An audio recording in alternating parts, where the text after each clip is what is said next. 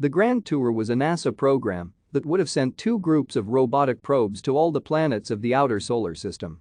It called for 4 spacecraft, 2 of which would visit Jupiter, Saturn, and Pluto, while the other 2 would visit Jupiter, Uranus, and Neptune.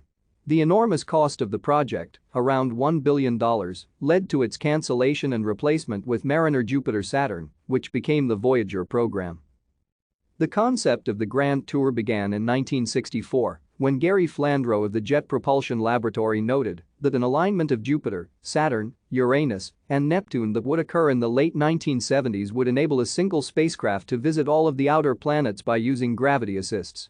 The particular alignment occurs once every 175 years. By 1966, JPL was promoting the project, noting it would allow a complete survey of the outer planets in less time and for less money than sending individual probes to each planet. In 1969, NASA created the Outer Planets Working Group, which favored the concept of 2 missions that would visit 3 planets each.